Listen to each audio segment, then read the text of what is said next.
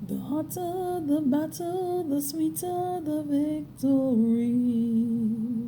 I'm going to do it one more time. The hotter the battle, the sweeter the victory. Listen, good morning, good morning, good morning. We're still doing echoes from Exodus. And in this morning, reading chapter 7, verses 10 to 12, we recognize that God gave Aaron and Moses a command to go down to Pharaoh, cast down the rod, and the rod is going to turn into a serpent. But guess what? Pharaoh had magicians, and the magicians did the same thing too.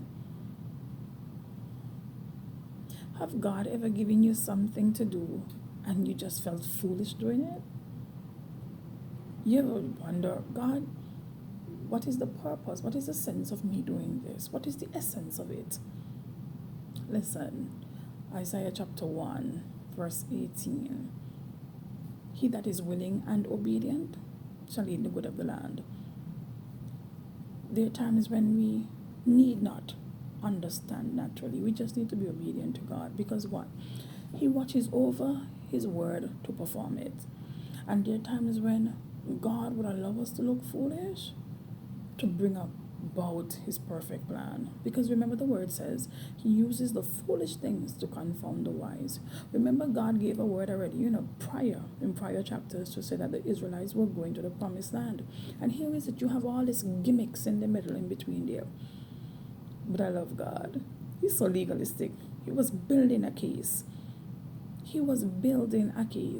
And sometimes God frustrates our enemies on our behalf. You see how long they were held as prisoners, as slaves?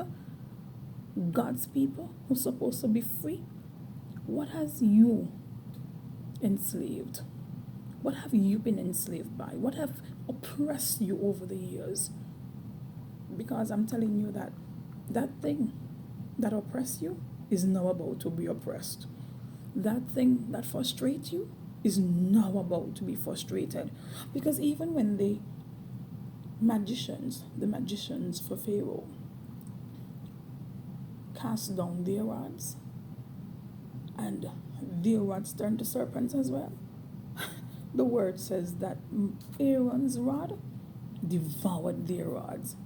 What was devouring you, or I shouldn't even say devouring, what attempted to devour you, what attempted to steal your joy and your peace over the years, man, God is dealing with that thing in this season. He's ready to deal with that thing, and it will be addressed. Because what? This is your winning season. This is your moment. If God gives you an instruction, take the words of Mary. Mary said to Jesus' disciples, just do it. He said to you, put water in the empty water pots. Just do it. The demand was for wine, but he said to them, go and put water in the empty water pots. Your natural mind would wonder, but we want wine, we don't want water. Just do it. Because as a result of their obedience, man, the greatest wine was poured at that ceremony. Whatever He tells you to do, just do it. Regardless of how men may view it, regardless of how men may feel that I can do a better job or I can level up to that standard, you be obedient to God. God is a mastermind, and He's always working something out.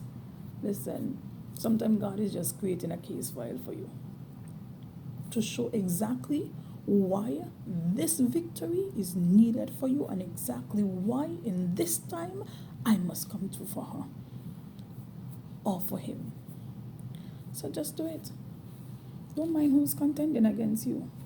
Vengeance belongeth unto God. God will contend against them. You have an awesome day, and just remember to be obedient to the voice of God, regardless of how it may cause you to look, regardless of how it may cause you to sound. If God tell you, bring a word to somebody, listen, go and bring that word. Get that person's blood off your hands. Or sometimes if he tells you go and bring a word, maybe that person is waiting for that encouragement.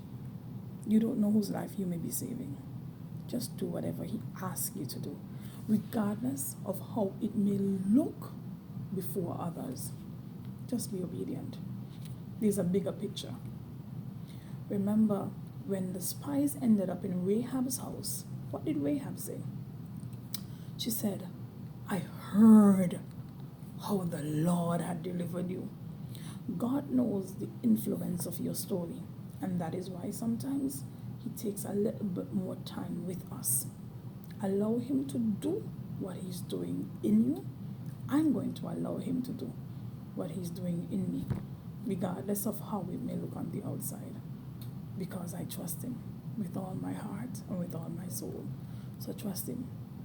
If he tell you can't sit down before Pharaoh, can't sit down before Pharaoh. Let Pharaoh do what he wants to do. But this is your time for deliverance. Pharaoh don't understand that God is trying to frustrate him, and God is about to frustrate him. Whatever Pharaoh situation you may be dealing with, know that they're about to get frustrated and they're going to actually push you out into your promised land. Because that is exactly what Pharaoh did. He drove out the Israelites into their destined place. He drove them into the place that God actually wanted them. Have no fear. Have a wonderful day.